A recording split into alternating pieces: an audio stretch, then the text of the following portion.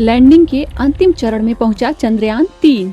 Vertical landing का process हुआ start. ISRO ने चंद्रयान-3 के सबसे अहम 3 इंजनों को किया चालू।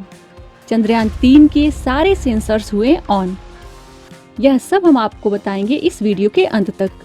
लेकिन दोस्तों, इस वीडियो में आगे बढ़ने से पहले हम आपसे अनुरोध करते हैं कि अगर आप एक सच्चे देशभक्त हैं और चाहते हैं कि चंद्रयान-3 मिशन सक्सेसफुल हो, तो इस वीडियो को एक लाइक जरूर करें और कमेंट बॉक्स में जय हिंद जरूर लिखें। तो चलिए दोस्तों, अब इस वीडियो को स्टार्ट करते हैं।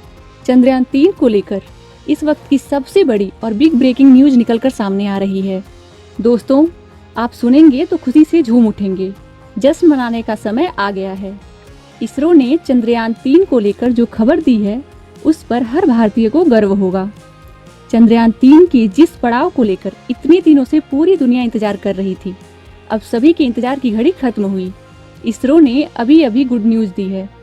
साथ ही साथ चंद्रयान को लेकर नासा के वैज्ञानिकों ने भी ऐसी बात कही है जिसको सुनने के बाद हर कोई चंद्रयान-3 पर गर्व कर रहा है। दोस्तों, रूस ने भी इसरो को बधाई दी है। रूस का कहना है कि इसरो ने तो इतिहास ही रच दिया है। हमारे लूना 25 से पहले चंद्रयान-3 चांद को छूने जा रहा है। हमें इसरो की मेहनत और चंद्रयान-3 की टेक्नोलॉजी पर गर्व हो रहा है। काश इसरो जैसे वैज्ञानिक हमारे स्पेस एजेंसी में भी होते, तो हम भी चंद्रयान-3 जैसा ही चांद फतेह कर लेते। इसरो की हर जगह तारीफ हो रही है, क्योंकि इसरो ने बहुत बड़ा काम करके दिखाया है। और इसरो ने जो कारनामा करके दिखाया है, ये काबिले तारीफ भी है। आपको बता दें कि चंद्रयान-3 ने चांद के सारे पड़ाव को बड़ी आसानी से पार कर लिया है। अब चंद्रयान-3 चांद की सतह से केवल 144 किलोमीटर ही दूर है, यानी चांद के बेहद करीब पहुंच गया है। चंद्रयान-3 के इस जगह पर पहुंचते ही इसरो के वैज्ञानिकों ने बहुत बड़ा काम कर दिया है, जिसको सुनने के बाद पूरी दुनिया में खलबली मच गई है। आपको बता दें कि इसरो के वैज्ञानिकों ने चंद्रयान-3 का लैंडिंग प्रोसीजर पूरी तरह से शुरू कर दिया है। इस बात को लेकर इसरो के वैज्ञानिकों में भी बहुत बड़ी खुशी देखी जा रही है। इसरो के वैज्ञानिक बहुत खुश हैं, क्योंकि दोस्तों, उनकी 4 साल की मेहनत का ये नतीजा है, जिसे इसरो ने 4 साल की कड़ी मेहनत और लगन से पूरा किया है। और आज वो वक्त आ गया है जब चंद्रयान-3 भारत का भविष्य लिखने जा रहा है। इसरो का नाम इतिहास के पन्नों में सुनहरे अक्षरों से लिखने जा रहा है। भारत का वर्ल्ड रिकॉर्ड बनाने जा रहा है। दोस्तों, अब भारत का चंद्रयान-3 चांद की जमीन से 144 किलोमीटर ही दूर रह गया है। अब सवाल यह उठता है कि आगे इसरो क्या करने वाला है। चंद्रयान-3 की लैंडिंग कब होगी? चंद्रयान-3 की लैंडिंग कैसे कराई जाएगी? आखिर इतने मुश्किल भरे रास्ते को इसरो चंद्रयान-3 को आसानी से कैसे चांद की जमीन पर उतार पाएगा? क्योंकि चंद्रयान-3 चांद के बेहद करीब पहुंच गया है। इसरो क्या क्या प्रोसीजर अपनाने वाला है, क्या क्या उसकी प्लानिंग है, सारी डिटेल हम इस वीडियो के माध्यम से आपको देंगे। दोस्तों, आपको बता दें कि हमारा चंद्रयान-3 जैसे ही चांद की जमीन से 144 किलोमीटर दूर पहुंचा, वैसे ही इसरो वैज्ञानिक पूरी तरह से चौकन्ने हो गए। फटाफट इसरो चीफ ने जिन वैज्ञानिकों को चंद्रयान-3 की देखरेख, चंद्रयान-3 की ट्रैकिंग सिस्टम, यहाँ तक कि चंद्रयान-3 के जो इंजन हैं, जो सेंसर हैं, उनको ऑन करने का जिन वैज्ञानिकों को जिम्मेदारी दी थी, उनको आनन फानन में इसरो चीफ ने फिर से ऑर्डर दे दिया है कि अब वक्त आ गया है, अब आप लोग चौकन्ने हो जाइए, पूरी एनर्जी के साथ जुट जाइए, क्योंकि चंद्रयान-3 उस जगह पहुंच गया है जहां से लैंडिंग प्रोसीजर शुरू किया जाएगा।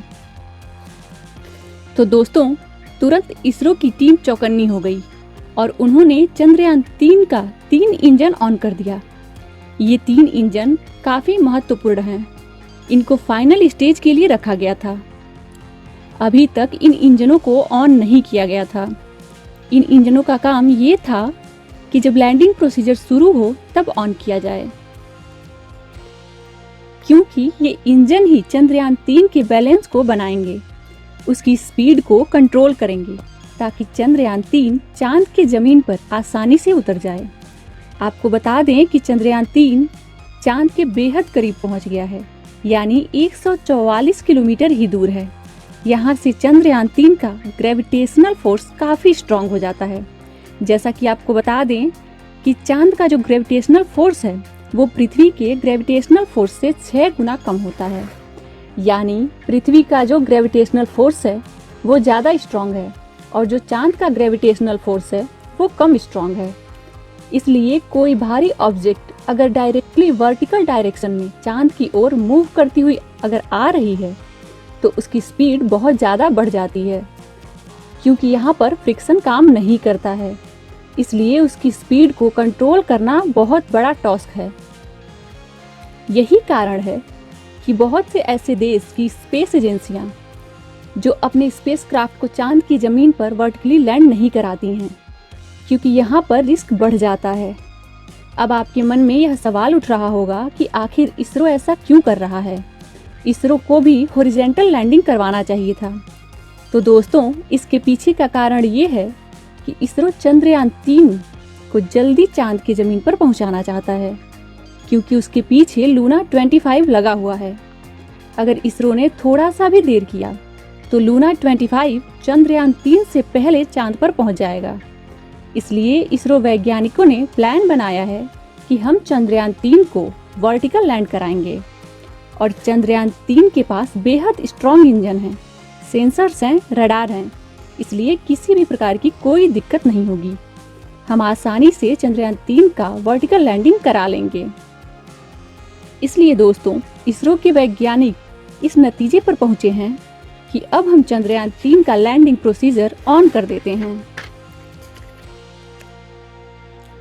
वर्टिकल लैंडिंग प्रोसीजर में एक दिक्कत और आती है कि चंद्रयान 3 के हर एंगल को कैप्चर नहीं किया जा सकता है। इसरो का जो ऑर्बिटर है, चंद्रयान 2 का जो ऑर्बिटर है, वो चंद्रयान 3 के हर एंगल को कैप्चर कर रहा है, उसकी तस्वीर खींच रहा है और इसरो को भेज रहा है। वहीं नासा भी लगा हुआ है। नासा के भी रेडियो टेलीस्कोप और उसके जो सैटेलाइट हैं चंद्रयान 3 पर लगातार नज़र बनाए हुए हैं।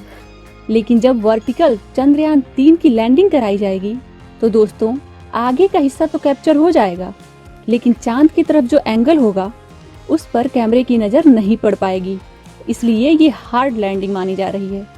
इसरो के वैज्ञानिकों को बहुत सावधानी बरतनी होगी।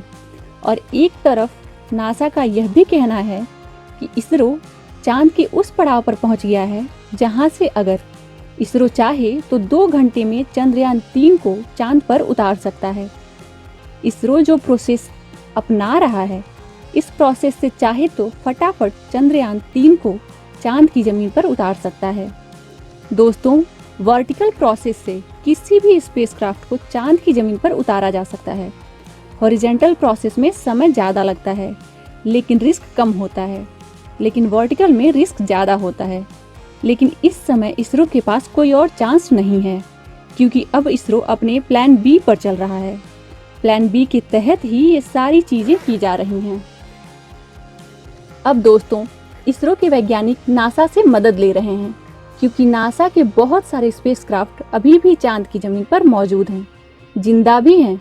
अब चांद की तरफ चंद्रयान 3 का जो हिस्सा होगा उसको कैप्चर करने के लिए इसरो वैज्ञानिक नासा के स्पेसक्राफ्ट की मदद लेंगे, उसके कैमरे की मदद लेंगे। उसी कैमरे की मदद से जैसे जैसे चंद्रयान 3 चांद की तरफ वर्टिकल जाना शुरू करेगा, वैसे वैसे उसके हर एंगल को नासा के स्पेसक्राफ्ट कैप्चर करेंगे और सीधे नासा को ये डेटा भेजेंगे। उसके साथ इसरो नासा के कांटेक्ट में रहेगा और नासा उसे पल पल की जानकारी देता रहेगा। ऐसे करके चंद्रयान 3 को चांद की ज़मीन पर आसानी से उतार लिया जाएगा। दोस्तों, चंद्रयान 3 को सफल बनाने में ज़्यादातर देश लगे हुए हैं, क्योंकि उससे उन्हें भी बहुत कुछ जानकारी मिलने वाली है।